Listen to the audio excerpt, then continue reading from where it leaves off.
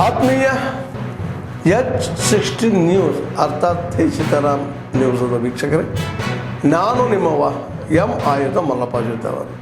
ತಾವು ಈಗ ಸುದ್ದಿಗಳ ಲೋಕಕ್ಕೆ ಎಂಟ್ರಿ ಹೊಡಿತಾ ಇದ್ದೀರಿ. ಈ ಸುದ್ದಿಗಳನ್ನು ಪ್ರತಿಯೊಂದು ನೋಡೋ ಜೊತೆಗೆ ನಿಮ್ಮ ಅಭಿಪ್ರಾಯಗಳನ್ನು ಹೊಸ್ತಾ ಇರಿ. ಯಾಕಂದರೆ ಈ ಸುದ್ದಿಗಳು ನಿಮಗಾಗಿ, ನಿಮ್ಮ ಬದುಕಿಗಾಗಿ, ನಿಮ್ಮ ವೈಚಾರಿಕೆಗಾಗಿ, ನಿಮ್ಮ ತಿಳುವಳಿಕೆಗಾಗಿಯೂ ನಿಮಗೂ ಗೊತ್ತು.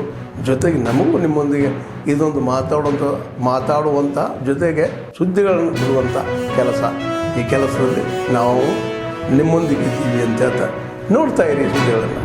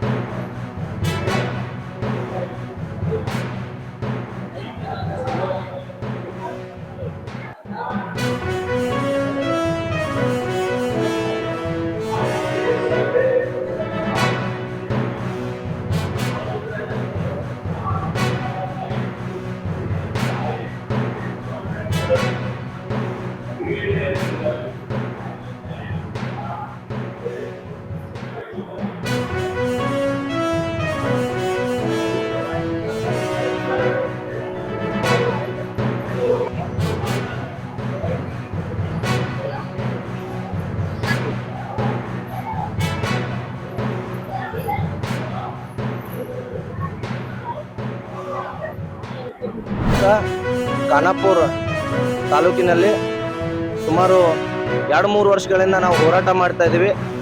ಇಲ್ಲಿ ಮೇನ್ ಇರೋದಂದ್ರೆ ರಸ್ತೆ ಪ್ರಾಬ್ಲಮ್. 480 ಕಿಲೋಮೀಟರ್ ರಸ್ತೆ ಇದೆ ನಮ್ಮ ತಾಲೂಕದ್ದು.